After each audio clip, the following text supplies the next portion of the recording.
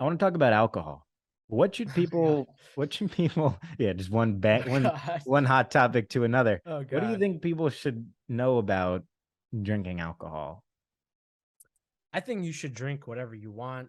But here's what I would say, right? So, um, number one, I mean, like I know people who like alcohol has truly destroyed their lives, and um, so a lot of people will say, I posted like this thing on my social media like a month ago, and I was basically like, oh, this is what people think alcohol does to you. It makes you fun at parties, and then it might give you a hangover the next day. But in reality, what alcohol actually does to you is that it slows down all your detoxification pathways. So then inherently it impairs your immune system. Your immune system is directly connected to your gut microbiome. And so every time you drink alcohol, you are damaging your gut microbiome. And your gut microbiome is largely what processes and digests your food and also has a huge role in the neurotransmitters that connect to your brain. And so what happens is every time you drink alcohol, what's actually happening is that you're robbing your brain and your gut microbiome's ability to create more serotonin for you tomorrow and the day after, and so on and so forth. And so really what you're doing is like you're literally borrowing the sense of happiness, the sense of motivation that your From your brain's going to give future you self? tomorrow from your Yeah. future self. And so like for me personally, right? Again, I don't judge people who drink alcohol. People Me can do whatever neither. they want. I literally don't care. But all I would have to say is that if you know that, right? And it's like, you're in New York. I'm sure you get invited to parties. I'm sure you get invited to events. And it's like, a lot of people just have this idea of like, oh, if you go to an event or a party or whatever, or a date, that, you got to drink alcohol or you got to have at least one drink. And it's like, like, where did these beliefs even come from? Like, these beliefs have literally come from the multi-trillion-dollar alcohol industry. Oh, which guess what? Is a plant-based because they take mills and all these grains and they ferment them. So just as, like alcohol is a plant-based industry, just adds up. Yeah, And so probably commercials and advertisements too. yeah, commercials, advertisements. And so there's like been, especially in America, there's been like this entire culture of drinking alcohol, and it's like, oh, one drink a night. Or if you're in college, you're binge drinking or whatever that looks like. And it's like, if you know what I just said, I don't know, like alcohol seems like a pretty not so smart way to just like have a little bit of fun. And like this is the crazy part about it too, right? You ask people like why do people drink alcohol? It's usually like anxiety or social anxiety. And like this is the crazy part, right? Like I remember like a time in my life when like I had social anxiety for so much of my life, and like before I broke out of that, I would like drink alcohol and I would like, feel this sense where I could go talk to people at parties and I could feel social. And like what I wish people would know is that you actually have that same ability to tap into that same fun, confident self without ingesting a liquid. And like the Where truth is, exercise is a great way to get there. exercise is a great way to get there, in your own mind, like your own mind itself. Like, and so I think the vast majority of why people actually abuse alcohol is because they haven't mastered their brain and their mind's innate ability to create their confident and true self, even in front of other people. Like that's really what it comes down to, in And my that's opinion. definitely hard truth, to swallow. I look at it a little bit differently.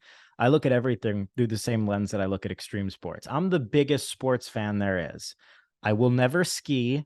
I will never snowboard. I will never ride a motorcycle. I will never swim with great white sharks. Oh These hell are no. just things that I'm not interested in doing because the risk reward for me isn't there. I look at Yes. alcohol, and I have since high school, the same way. The risk reward isn't there. It could make me make a decision that I would regret forever, as opposed to, going and getting a great run in or hanging out with friends or going out to a dinner with a bunch of people. I mean, there are a million other things Yeah. that can get me that same boost. And granted, everybody's position is different, you know, uh, and like you said, on the confidence front and anxiety front, I'm definitely empathetic towards that. But like everything, you just want to try to be your best self. And I think working on all these things helps get people there. And it's you know, for that reason exclusively, it's something worth talking about. If it helps one person, it's worth it. And sometimes people just need to hear it, because not everybody's going to talk about it. Alcohol has destroyed so many people's lives, man. Like literally in 2020, other than people over 65, more people died from alcohol than COVID. Is that true? Yeah, Are we look it definitely? up. I'm Every super I think curious. I mean we could look it up right now, but like you need like a Jamie. Okay, so I like look, know. so every single year in the US, 140,000 people die from alcohol directly. And so that's Wonder. directly. So now we have to think indirectly. There's so many people who have I mean, drunk driving. That drunk driving. There's like physical health issues like diabetes, dementia, all these diseases. Part of it is related to alcohol. So just imagine, and so yeah, again, people can drink whatever they want, but I totally agree with you. For a risk reward ratio, it really doesn't make any sense at all. Yeah, I will also say it's hard to judge everything through risk reward, but something as extreme, like, I could go play basketball and break my leg, and it's like, all right, Right. in that situation, the risk reward's not there. But you can also judge each individual. Like, I'm a shooting guard, I stay on the outside. I'm not, like there are ways where you can minimize things on every front, which I'm sure is also the case with alcohol. For like, I have friends who For sure. love wine and love the history of wine and the I respect that. fundamentals behind bottles and aging and studying grapes. Like, these That's are real awesome. passions that I think are freaking sick, and they are so experienced and so wise that they're able to manage those things, which is also an incredibly difficult skill. It's like of course they're great people who gamble in casinos, but there aren't a lot of them.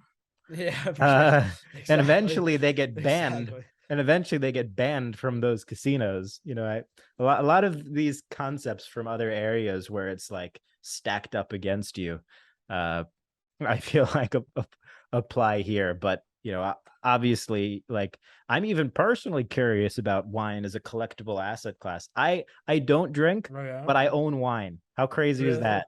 How crazy? Like literal wine or like NFTs or what do you No, mean? like literal bottles of wine that I think the history is cool of and will just keep sealed forever because, You're gonna keep it still forever? or give it away to somebody who does enjoy that, but That's like yeah, good for like a special moment, man. maybe when I'm older, maybe I will drink wine. I mean, it sounds kind of Yeah. fun.